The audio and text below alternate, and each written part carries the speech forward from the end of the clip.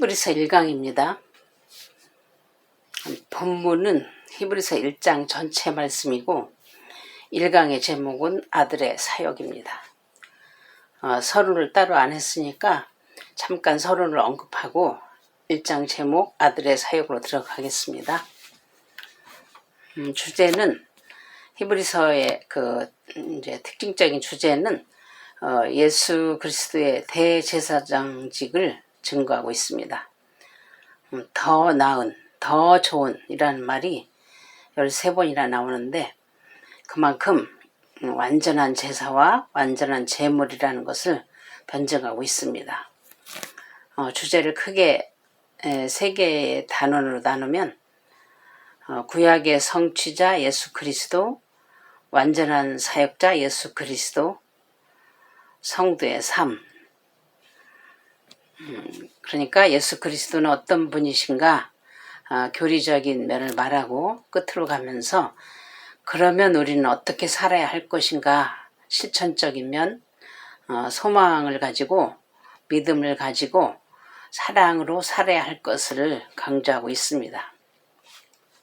역사적인 배경으로는 유대교에서 개종한 그리스도인들이 계속되는 그 여러 가지 고난과 박해를 이기지 못하고 육신의 평안함과 전통적 규례에 미혹되어서 다시 유대교로 전향하려는 자들이 있었기 때문에 이들에게 믿음의 주이신 예수 그리스도를 소개함으로써 흔들리는 그들의 신앙을 온전케 할 필요성이 있었습니다.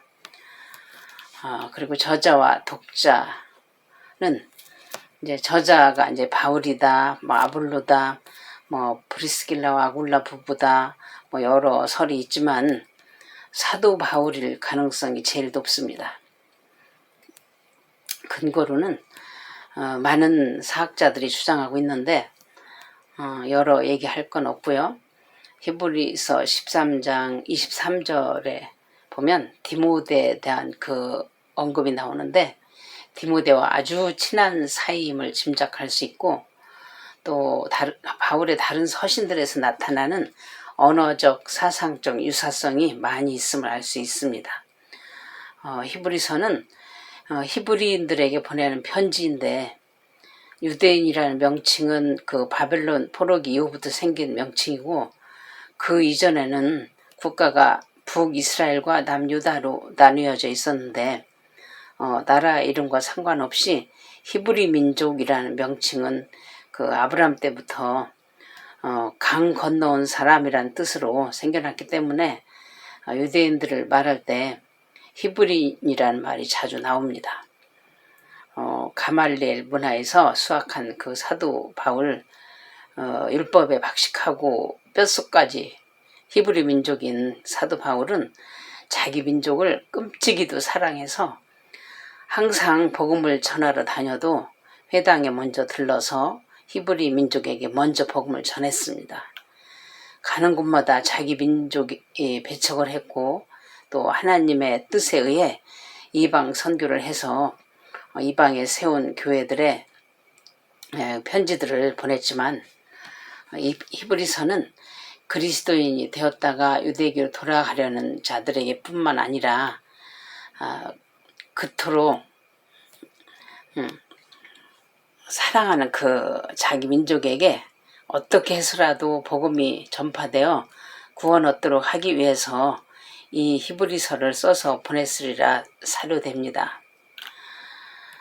그리고 기록 연대는 성도들에 대한 박해와 디모데의 풀려남이 이제 언급된 것으로 보면 64년 주후 64년에 네로 박해가 있었는데 그 이후에 예루살렘 성전 파괴 이전, 그러니까 주후 70년 이전, 그러니까 65년에서 70년 사이에 이제 기록된 것으로 추측됩니다. 참고로 바울 서신 중에서 맨 나중에 기록되었다고 알려진 그 디모데 후서는 주후 66년에서 67년경에 쓰여졌는데 그때쯤일 것 같습니다. 그리고 기록 목적은 초대교회 그 시대에는 그 초창기에는 그 로마가 식민지 종교를 허용했기 때문에 전도에 별 다른 어려움이 없었는데 로마의 황제들이 기독교를 박해하면서부터 주 64년 이후부터 이제 기독교인들이 많은 어려움을 겪게 되었습니다. 성도 수가 늘어나니까 유대교 신자들의 그 질시와 비난도 심해졌을 거고요. 그러면서 다시 돌아오라고 회유하는 그런 율법 교사들도 있었을 거고요. 이래저래 우왕좌왕하며 다시 유대교로 돌아가려고 하는 그 신자들이 막 생겨나기 시작했기 때문에 히브리서 저자는 배교를 방지하고 기독교로 개종한 유대인들의 그 나약한 신앙을 바로잡기 위해서 그리스도의 위대함과 복음의 진리를 알게 하고 고난과 시험을 이겨내어 그리스도에 대한 믿음을 잘 지키도록 하기 위해서 이 서신을 기록했습니다. 특징은 또 그리스도론과 구원론을 다룬 변증서입니다. 설교체로 쓴 편지라고 볼 수 있는데 처음 문안인사말이었고 끝인사만 있습니다. 그 구약 인용이 두드러지게 많은데 아마 신약에서 구약 인용이 제일 많은 책으로 알고 있습니다만 전반적으로 믿음을 강조하고 있는데 특히 믿음장 11장을 마련해 놓고 있습니다. 그럼 1장 들어가기 앞서서 여러분은 누구한테서 편지가 오면 편지가 몇 장으로 되어 있던 그 자리에서 다 읽지요. 대부분 신약의 서신서가 그렇게 한꺼번에 읽어야 내용이 더 잘 쏙 들어옵니다. 물론 초신자는 힘들겠지만요. 히브리서를 조각조각만 읽고 넘어가고 말면 복잡한 이야기 같지만 전체 내용을 숙지하고 그 요점만 파악하면 단순 간단한 서신서입니다. 1장의 요점은 성자 예수님의 그 정체성에 대해서 변증하고 있습니다. 예수는 천사들과 비교할 수 없는 창조주 하나님 그 자체이시다 라는 겁니다. 보통 논술하는 글은 주제 문장이 맨 처음에 나오는 그 두 갈씩, 그 중간에 나오는 중갈식, 끝에 나오는 미갈식, 아니면 본문 전체에 녹아져 있는 무갈식으로 되어 있는데 그래서 그런 글은 이해하기가 쉽습니다. 그런데 히브리서는 두 갈식으로 처음 문안 인사가 없고 초장부터 이 편지에서 말하고자 하는 예수 그리스도의 정체성에 대해서 1절에서 3절까지 세 구절 안에 함축해놓고 풀어나가고 있습니다. 1절로 3절을 이어서 읽겠습니다. 옛적의 선지자들을 통하여 여러 부분과 여러 모양으로 우리 조상들에게 말씀하신 하나님이 이 모든 날 마지막에는 아들을 통하여 우리에게 말씀하셨으니 이 아들을 만유의 상속자로 세우시고 또 그로 말미암아 모든 세계를 지으셨느니라. 이는 하나님의 영광의 광채시요 그 본체의 형상이시라. 그의 능력의 말씀으로 만물을 붙드시며 죄를 정결하게 하는 일을 하시고 높은 곳에 계신 지극히 크신 이의 우편에 앉으셨느니라. 아멘. 1절에 보면 선지자들 통하여 라는 말씀을 이제 잠깐 보면 헬라어로 엔토이스 프로페타이스 라고 했는데 여기서 엔이란 말이 영어로는 in인데 이제 안에서라는 뜻이니까 선지자들 안에서 말씀하셨다라는 것입니다. 단순히 선지자들이 도구가 아니라 성령의 역사하심으로 하나님 말씀이 그들의 인격 속에 녹아져서 간절한 하나님의 마음으로 말씀을 전했음을 나타냅니다. 하나님은 막대기나 지팡이나 무지깽이를 도구로 붙들고 쓰시기도 하지만 특별히 하나님 말씀을 대언하게 하시기 위해서는 선지자의 심령 속에 들어가셔서 그 목소리를 통해서 말씀하십니다. 하나님은 우리 속에 들어오셔서 일하시는 분이기 때문에 성령이 감동이 없이 나와 상관없는 말씀을 전파할 수는 없습니다. 우리가 하나님 말씀을 묵상하고 적용하여 내 인격 속에 역사하시는 예수님, 내 삶 속에 녹아든 예수님을 전할 때 정말로 성령이 살아 움직이는 것을 알 수 있습니다. 여기서 통하여 라는 말, 통한다는 말이 영어로는 through인데 through, 전체를 통과하는 이미지지요.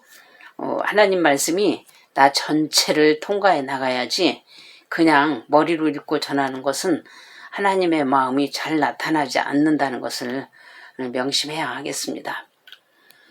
2절에서 모든 세계를 지으셨느니라 했는데, 하나님은 말씀으로 계시하는 분인데 구약에는 선지자와 많은 하나님의 사람들을 통하여 말씀하셨지만, 이제 말세를 지나고 있는 오늘날은 그 구약시대에 말씀하셨던 그 본체이신 예수님이 오셨고 이분을 통해서 말씀하고 계신다라는 겁니다.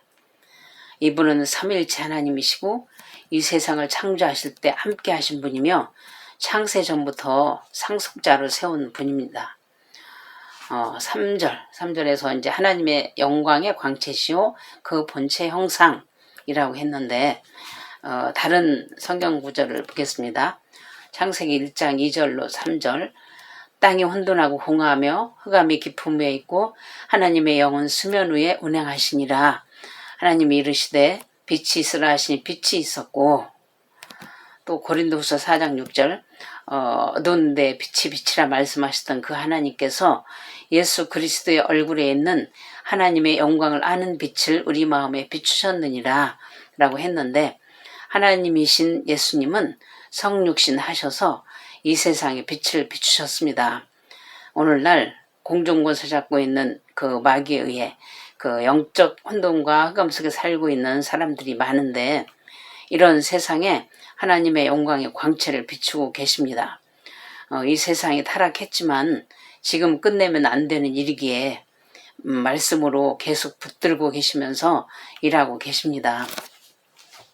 이 지구가 23.5도로 기울어져서 뒤집어지지도 않게 하시며 자연이 훼손되어 여러 가지 재앙들이 일어나긴 하지만 코로나19로 전 세계가 전쟁을 치르듯이 고통 속에 있지만 주님 재림하실 때까지는 붙드시고 우리가 버티게 하십니다.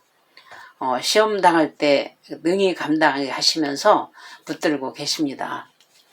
3절에서 죄를 정결하게 하는 일을 하시고 라는 말씀을 보면, 이 히브리서의 1차 독자가 유대인들이었으니까 구약의 제사 제도를 잘 아는 유대인들에게 꼭 필요한 비유를 한 것입니다.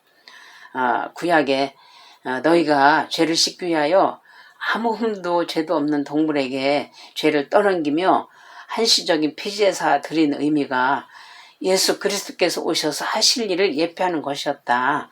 아무 흠도 없고 거룩하신 어린 양 예수께서 오셔서 우리 죄를 담당하시고 단번에 자신을 들여 우리의 죄를 속량하셨다. 십자가에서 피를 흘려 죽으셨고 부활 승천하셔서 하나님 우편에 앉아 계신다. 지금도 우리 죄를 정결하게 하시며 붙들고 계신다라는 것입니다. 4절로 7절 보겠습니다. 그가 천사보다 훨씬 뛰어남은 그들보다 더욱 아름다운 이름을 기업으로 얻으심이니, 하나님께서 어느 때에 천사 중 누구에게 너는 내 아들이라 오늘 내가 너를 낳았다 하셨으며, 또 다시 나는 그에게 아버지가 되고 그는 내게 아들이 되리라 하셨느냐. 또 그가 맏아들을 이끌어 세상에 다시 들어오게 하실 때에 하나님의 모든 천사들은 그에게 경배할지어다 말씀하시며, 또 천사들에 관하여는 그는 그의 천사들을 바람으로 그의 사역자들을 불꽃으로 삼으시느니라 하셨으되. 아멘. 4절에서 그가 천사보다 훨씬 뛰어남은 그들보다 더욱 아름다운 이름을 기업으로 얻으심이니 라고 했는데, 예수는 히브리어로 여호수아, 여호와는 구원이시다, 자기 백성을 그들의 죄에서 구원할 자라는 뜻입니다. 우리의 본분은 죄 가운데 있는 영혼들에게 이 예수 이름을 전해주는 일입니다. 우리의 사는 목적은 이 예수라는 가장 아름다운 이름을 높이기 위하여 사는 것입니다. 4절에서 7절은 예수님과 천사와 비교하는 내용입니다. 예수님은 누가 비교의 대상이 아니지만 어쩔 수 없이 천사와 비교를 하고 있습니다. 인간들의 일에 비교한다면 천사들의 사역도 어마어마하게 보였겠죠.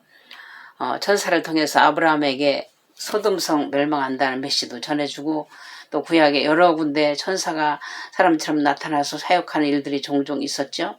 천사를 통해서 율법이 모세에게 전해지기도 하고 신기하고 놀라운 존재여서 그랬는지, 하여튼 그 시대에 천사를 신처럼 여기는 천사 숭배 사상이 만연해 있었기 때문에 히브리서 저자가 예수님을 천사와 비교해서 변증하는 것입니다. 천사들은 예수 그리스도와 신분이 다르다. 그리스도인들의 신분권에 불과하다. 그러나 예수는 하나님의 아들, 만유의 상속자이시다 라는 것을 그 4절 이하에 계속 변증하고 있는 것입니다. 아름다운 이름 예수는 자기 백성을 그들의 죄에서 구원할 자라는 것입니다. 이 아름다운 이름의 권세를 우리가 받았습니다. 예수 그리스도는 구원의 역사를 이루어 나가시는 분, 엄청난 분이십니다. 우리도 피조물이기에 그분 앞에 경배하지만 이 다음에 육체를 벗고 천국에 가서는 이 예수님과 함께 왕노릇하는 천사보다 높은 신분인 것입니다. 8절 봅니다. 아들에 관하여는 하나님이여 주의 보좌는 영영하며 주의 나라의 규는 공평한 규니이다. 아멘. 주의 나라의 규는 공평한 규니이다. 규는 홀이라고도 하는데 왕이 사용하는 지팡이를 말하고 또 왕권을 나타내고 있습니다. 여기서 공평한 규라고 하는 것은 그리스도의 통치가 정의롭고 바른 것이다 라는 것을 보여줍니다. 이 세상 나라에서도 정의로운 통치를 보고 싶죠. 그런데 마귀가 공중곳을 잡은 이 세상에서 100% 정의로운 통치는 없습니다. 하나님을 두려워할 줄 아는 정치인들이 많으면 하나님의 정의에 입각해서 하려고 노력은 하겠지만요. 구약에서 그 이스라엘의 왕들 중 하나님을 두려워하며 그 율법대로 통치한 왕은 하나님이 도와주시고 적국으로부터 보호해 주시고 했죠.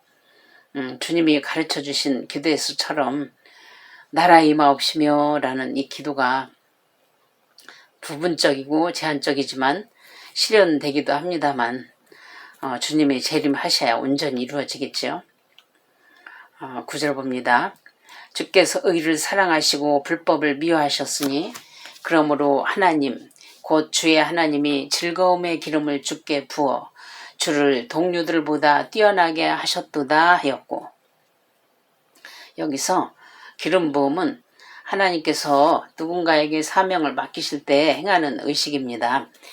구약에서는 왕, 선지자, 제사장 등에게 기름을 부었습니다.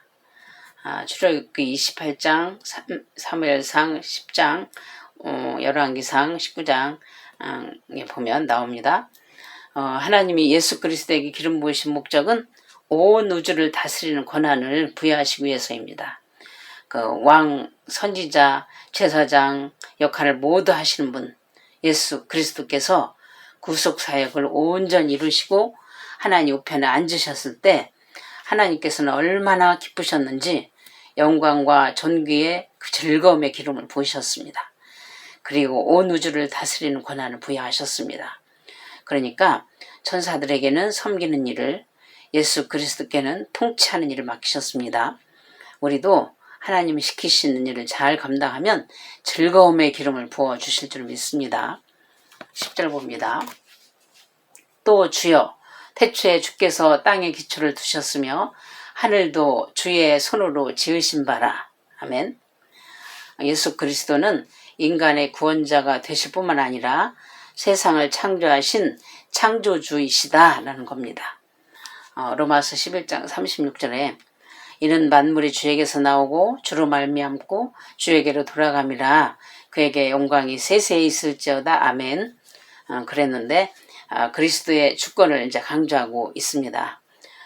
그분은 무에서 유를 창조하셨고 오늘날에도 없는 것을 있는 것 같이 부르시며 필요하면 없는 것도 만들어내시는 분, 말씀만 하시면 그대로 되시는 분입니다. 길이요 진리요 생명이신 예수 그리스도는 오늘날에도 우리의 믿음의 고백을 통해서 순종을 통해서 계속 창조해 나가시는 분이십니다. 십자가에서 대속사역으로 율법을 완성하셨고 부활 승천하셔서 계속해서 보혜사 성령을 우리에게 보내주심으로 그 사역은 무궁무진하게 이루어지고 있습니다. 하늘의 별과 같이 바다의 모래와 같이 많은 후손들을 창조하고 계십니다. 11절 12절을 봅니다. 그것들은 멸망할 것이나 오직 주는 영존할 것이요 그것들은 다 옷과 같이 낡아지리니 의복처럼 갈아입을 것이요 그것들은 옷과 같이 변할 것이나 주는 여전하여 연대가 다함이 없으리라 했으나 주께서 창조하신 피조물은 옷과 같이 낡아지고 헤어지고 유한합니다. 그러나 예수 그리스도는 어제나 오늘이나 영원토록 변함없으신 분입니다. 지난 과거 어느 때 나를 크게 만나주시고 기적을 일으켜주시고 감동의 은혜를 주셨던 분이 오늘은 별로입니까? 그냥 내 인생에 관심도 없고 팔짱 끼고 가만히 계시는 것 같습니까? 예수 그리스도는 이사야 43장에서 말씀하신 것처럼 늘 새로운 일을 행하시는 분입니다. 이사야 43장 19절에 보라 내가 새 일을 행하리니 이제 나타낼 것이라 했죠. 영어로는 I am creating something new. 내가 새로운 어떤 것을 창조하고 있는 중이다 라고 그거 현재 진행형으로 표현했어요. 미래의 어느 날인가 할 것이다가 아니라 현재도 진행 중이라는 겁니다. 하나님은 우리의 기도를 통해서 앞서가시면서 새로운 것을 창조해 나가십니다. 예레미야 33장 2절 3절에 이를 행하시는 여호와 그것을 만들며 성취하시는 여호와 그 이름을 여호와라 하는 이가 이같이 이르노라 너는 내게 부르짖으라 내가 네게 응답하겠고 네가 알지 못하는 크고 은밀한 일을 네게 보이리라. 아멘. 우리의 기도를 통해서 이를 버리시고 성취하신 하나님이십니다. 13절로 14절을 봅니다. 어느 때 천사 중 누구에게 내가 네 원수로 네 발등상이 되게 하기까지 너는 내 우편에 앉아 있으라 하셨느냐.